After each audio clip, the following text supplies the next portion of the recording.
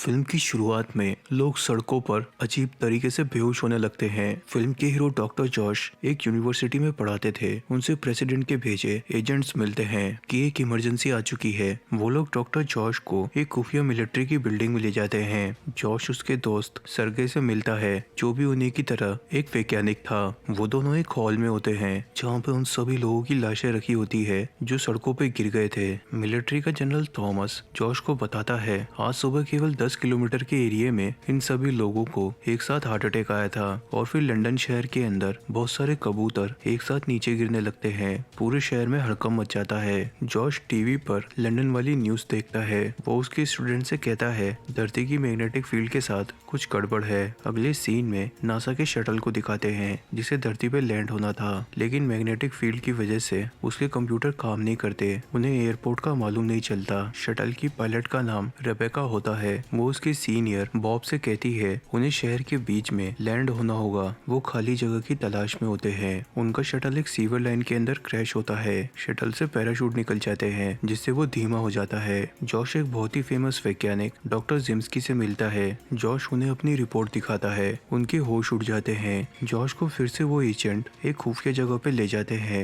वहाँ पर Josh doctor जिम्स्की को देखता है। उनके साथ मिलिट्री के जनरल और प्रेसिडेंट बैठे होते हैं। जॉश उन सबको बताता है अगले साल तक धरती पे जीवन खत्म हो जाएगा। सूरज और बाकी सारे तारे कॉस्मिक रेडिएशन छोड़ते हैं। धरती की मैग्नेटिक फील्ड हमें उस रेडिएशन से बचाती है और ये मैग्नेटिक फील्ड ने काम करना बंद कर दिया था। मैग्नेटिक फील्ड धरती के अंदर कोर के घूमने से बनती है। 3 महीने के भीतर इंसान वापस पुराने युग में चले जाएंगे। बिजली से चलने वाली सारी मशीनें काम करना बंद कर देगी। जनरल थॉमस पूछता है इसका सॉल्यूशन क्या होगा। जॉश मजाक करता है उन्हें धरती के भीतर जाके इस कोर को फिर से चालू करना होगा। कोई भी ड्रिल मशीन उतना गहरा गड्ढा नहीं कर सकती। वहाँ पर इतनी ज्यादा गर्मी होती है कि पूरी ड्रिल मशीन ही पिघल जाएगी। डॉक्टर जिम्स्की उन्हें एडवर्ड नाम के वैज्ञानिक से मिलाता है जिसके पास बहुत ही इनोवेटिव ड्रिल मशीन होती है। वो अपनी मशीन को चलाकर दिखाता है। मशीन के अंदर से लेजर निकलते हैं जो घूमते हुए पहाड़ में छेद कर देते हैं। एडवर्ड उन लोगों को उसका बनाया शिप दिखाता है। ये शिप एक ऐसे मेटल से बना था जो किसी भी तरह का टेम्परेचर झेल जाता है। मेटल को जितनी ज्यादा गर्मी मिलेगी ये उतना ही मजबूत होता जाएगा। रेबेका और उसके सीनियर जिनका नाम बॉब था उन्हें उस शिप को चलाने के लिए बोला जाता है। ये शिप की मदद से धरती में आसानी से जा सकते हैं। जॉश उसकी टीम से कहता है उनके पास शिप को पूरा करने के लिए केवल 3 महीने हैं। रेबेका एक सिमुलेटर के अंदर शिप को चलाने की प्रैक्टिस करती है। जॉश की टीम में रेड नाम का हैकर होता है।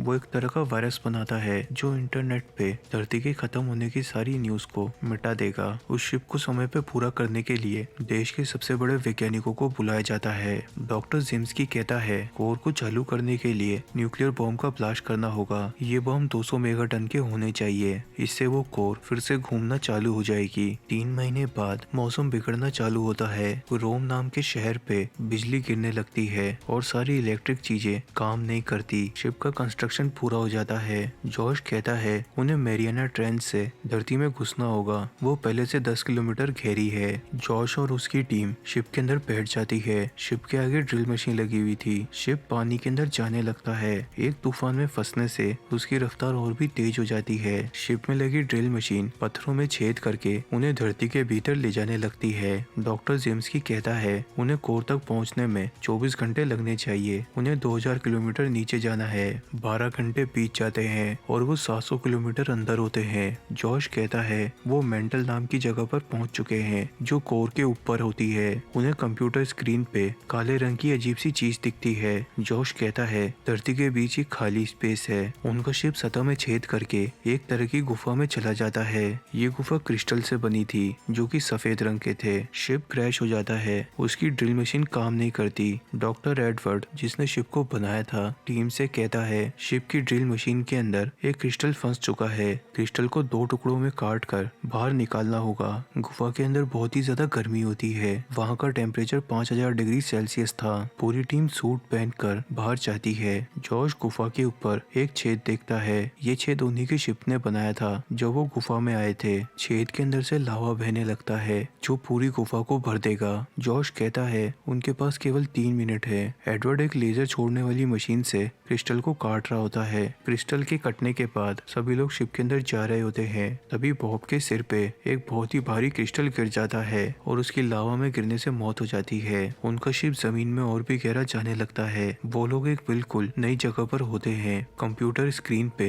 उन्हें अजीब सी चमकती हुई चीजें दिखती है। रेबेका कहती है इस जगह पर चारों तरफ फुटबॉल के साइज के डायमंड है। डायमंड की वजह से शिप के पीछे वाले हिस्से में छेद हो जाता है। शिप एक ट्रेन के जैसा था जिसके 6 डब्बे थे और पीछे वाले डब्बे में छेद हो गया था। लाश वाले डब्बे में जॉश का दोस्त सर्गे होता है। जॉश उससे बाहर निकलने को कहता है। सर्गे डब्बे के अंदर एक तरह की डायरी को ढूंढ रहा होता है जिसमें न्यूक्लियर बॉम्ब को चालू करने का तरीका बता रखा था। तभी डब्बे का दरवाजा अपने आप बंद हो जाता है। सर्गे को डायरी मिल जाती है और वो उसे जॉश की तरफ फेंकता है। कंप्यूटर शिप के बाकी हिस्सों को बचाने के लिए उस डब्बे का गेट बंद कर देता है और सर्गे अंदर ही कैद हो जाता है। वहाँ पे प्रेशर इतना ज्यादा था कि वो डब्बा एक सोडा कैन के जैसे पिचक जाता है। 35 घंटे बीत चुके थे। वो जमीन में 1900 किलोमीटर नीचे होते हैं। उन लोगों को झटका लगता है। दरअसल कोर का बाहरी हिस्सा बहुत ही पतला है, उस पर न्यूक्लियर बॉम्ब का असर नहीं हो पाएगा, यानी कि उन्हें कोर के और भी अंदर जाना पड़ेगा। डॉक्टर जिम्स्की डरा हुआ होता है।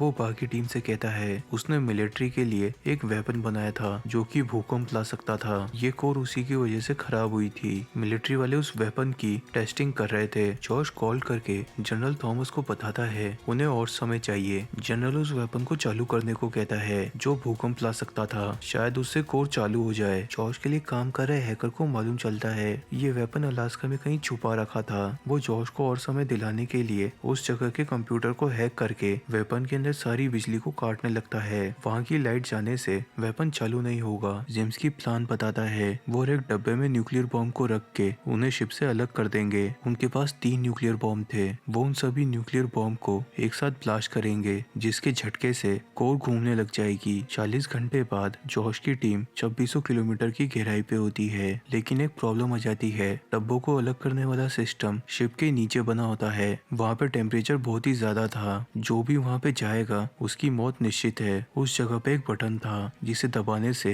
डब्बे अलग हो जाएंगे। एडवर्ड कहता है ये शिप उसने बनाया था इसलिए वो अपने आप को सेक्रीफाइस करके उस बटन को चालू करेगा। एडवर्ड वहाँ पे जाकर बटन को चालू कर देता है। उसने सूट तो पहन रखा था लेकिन वहाँ पे इतनी गर्मी होती है कि उसकी बॉडी पिघलने लगती है। डॉक्टर जेम्स्की उनमें से 2 बॉम्ब को डब्बे में डालकर उन्हें शिप से अलग कर देता है। उनके पास 3 न्यूक्लियर बॉम्ब थे। जेम्स्की आखिरी वाले बॉम्ब को फिट कर रहा होता है लेकिन एक झटका लगने से बॉम्ब उसकी टांग पे गिर जाता है। जेम्स्की जॉश को कहता है उनके पास वक्त की कमी है, वो खुद उस बॉम्ब को ब्लास्ट कर देगा। जॉश कैलकुलेशन करता है कोर को चालू करने के लिए उन्हें एक और न्यूक्लियर बॉम्ब की जरूरत होगी। जॉश को आइडिया आता है वो शिप को बिजली देने वाले न्यूक्लियर रिएक्टर को बॉम्ब की तरह इस्तेमाल करेगा। जॉश न्यूक्लियर रिएक्टर को लोहे की चेन से उठाकर शिप के आखिरी बचे डब्बे में डाल देता है। उन सारे न्यूक्लियर बॉम्ब के साथ टाइमर लगे होते हैं जो उन्हें एक साथ ब्लास्ट कर देते हैं। उन सबके झटके से कोर फिर से घूमना चालू हो जाती है। जॉश पाता है